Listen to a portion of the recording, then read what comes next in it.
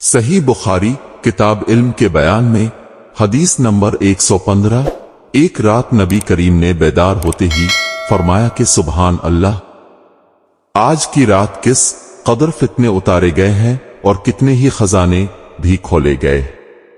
इन हुजरा वालियों को जगाओ, क्योंकि बहुत सी औरतें जो दुनिया में बारीक कपड़ा पहनने वाली हैं वो आखिरत में नंगी होंगी। हदीस नंबर 116।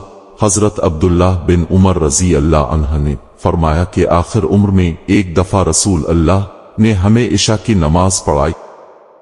जब अपने सलाम फेरा तो खड़े हो गए और फरमाया कि तुम्हारी आज की रात वो है कि इस रात से 100 बरस के आखिर तक कोई शख्स जो जमीन पर है वो बाकी नहीं रहेगा। हदीस नंबर 117। एक रात मैंने अपनी खाला मैमूना बिन्त अल हारिस रजी अल्लाह अन्हा ज़ौजा नबी करीम के पास गुजारी और नबी अकरम इस दिन उनकी रात में उन्हीं के घर थे। अपने इशा की नमाज मस्जिद में पढ़ी, फिर घर तशरीफ लाए और 4 रकत नमाज नफल पढ़कर अब सो गए। फिर उठे और फरमाया कि अभी तक ये लड़का सो रहा है, इसी जैसा लफ्ज फरमाया। फिर आप नमाज पढ़ने खड़े हो गए और मैं भी वुजू करके आपकी बाईं जानिब खड़ा हो गया, तो आपने मुझे दाएं जानिब खड़ा कर लिया। तब आपने 5 रकत पढ़े, फिर 2 पढ़े, फिर आप सो गए। यहां तक कि मैंने आपके खर्राटे की आवाज सुनी। फिर आप खड़े होकर नमाज के लिए बाहर तशरीफ ले आए। हदीस नंबर 118।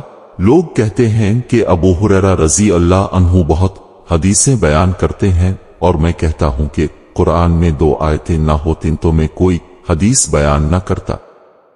फिर ये आयत पढ़ी जिसका तर्जमा यह है कि जो लोग अल्लाह की नाजिल की हुई दलीलों और आयतों को छुपाते हैं, आखिर आयत रहमत तक।